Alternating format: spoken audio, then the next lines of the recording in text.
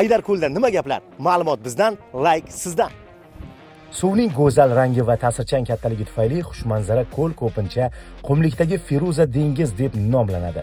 Ba'zilar oilaviy hordiq olishlari uchun, ba'zilar esa yakka yolg'iz o'zlari ushbu tabiat manzaradan bahra olish uchun keladilar. Assalomu alaykum. Uzr, kontentlaringni ozgina buzamiz. Sababi bizda shunaqa savol bor. Aydarko'lni insonlar nima uchun tanlashadi? Mana masalan siz nima uchun keldingiz? To'g'risi, men Instagramdan ko'rib keldim. Reklamalarga anaqa qilib, uchib, adashmabman. Rostini вообще chiroyli joy ekan. И keyin havosini o'zi alohida tema. Вообще kelishinglarga arziydigan joy. Sizga. Men ham shunday. Menga ham juda ham yoqdi, havosi go'zal. Birinchi marta kelishinglar. Aydarko'l markaziga xavfsiz borish uchun sizga kuchli dvigatelli qayiq kerak.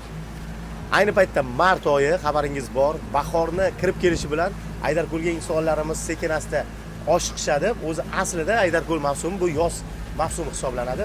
Lekin hozir ko'rib turibmiz, butun O'zbekiston bo'yicha bu yerga mehmonlarimiz kelib, juda ham bir boshqacha atmosferadan bahramand bo'lishyapti. Biz ham ayni damda mana suvni ustidamiz, to'g'risi. Birinchi marta shu atmosferani o'zim his qilishim. Yurtboshimiz tashabbuslari bilan Aydarko'l yangi bosqichga olib chiqildi. Wow! Atmosfera dahshat. Xuddi o'zimni Titanic filmidagi tasavvur qilyapman.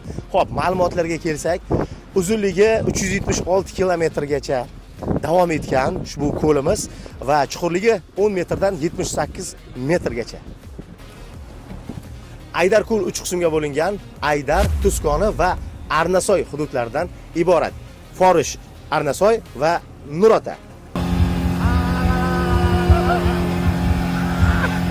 Shu chog'da yana intervyu olishga oshiqdik. Assalomu alaykum. Ona Aydarko'lga nima uchun keldingiz?